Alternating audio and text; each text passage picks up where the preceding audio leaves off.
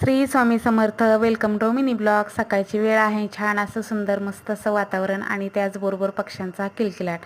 तर सकाळी सकाळी पक्ष्यांच्या आवाजाने जाग येते आणि खूप सुंदर असं सकाळी कोकिळा गाणी गातो. आमच्या इथे आता सध्याला कोकिळा खूप ओरडतात आता. आणि त्यानंतर मग खाली आल्यानंतर आंघोळ वगैरे केली. त्यानंतर दारामध्ये सडा आणि रांगोळी. तर दारामध्ये सडा रांगोळी केल्याशिवाय दिवसाची सुरुवात झाल्यासारखी वाटत नाही आणि पूजासुद्धा केल्यासारखी वाटत नाही.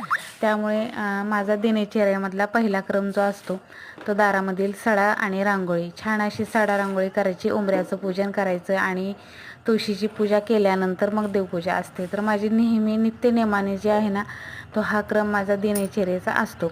त्याचबरोबर सूर्योदय झाल्यानंतर छान असं सूर्याला जल अर्पण केलं. सूर्याला जल अर्पण केल्याने काय होतं, आपला दिवस खूप छान सुंदर जातो. दिवसभरामध्ये खूप फ्रेश आणि पॉझिटिव्ह वाटतं. त्यामुळे दिवसाची सुरुवात खूप छान होते आणि आपला दिवससुद्धा चांगला जाण्यासाठी रोज नित्यनेमाने सूर्याला जल अर्पण करावं. त्यामुळे आपल्याला आपल्या आयुष्यामध्ये कुठल्याही गोष्टीची नकारात्मकता कधीही जाणवत नाही आणि आयुष्यामध्ये नैराश्यसुद्धा येत नाही. त्यामुळे नेहमी सूर्याला जल अर्पण करून सूर्याची छान अशी पूजा करून घ्यावी. त्यामुळे आपल्या आयुष्यामध्ये नेहमी सगळं सकारात्मक घडत राहतं. सूर्याची पूजा झाल्यानंतर तिसरा क्रम जो असतो माझा पूजेचा, ती म्हणजे आपल्या तुळशीची पूजा. कधीही तुळशीची पूजा अगोदर करून घ्यायची, सूर्याला जल अर्पण करून आल्यानंतर किंवा अगोदर. आणि त्यानंतर आपले नित्यक्रम जे आहे ते देवपूजा असेल, बाकीची जी काही कामं असतील ती करायची. आता त्यानंतर मस्त अशी दारामध्ये सुंदर अशी छोटीशी रांगोळी काढून घेते. रांगोळी हा माझा रोजचाच हा आहे. रांगोळी काढल्याशिवाय मला अजिबात करमत नाही आणि घरामध्ये सुनं वाटतं. त्यामुळे कितीही सुंदर देवपूजा केली तर रांगोळी काढल्यानंतर जी पूजा दिसते खूप सुंदर आणि उठून.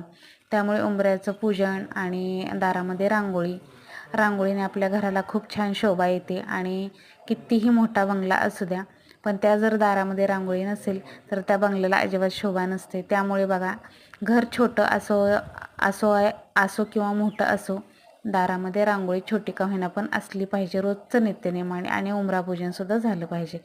तर अशा पद्धतीने छान आणि सुंदर अशी छोटीशी रांगोळी काढून घेतली.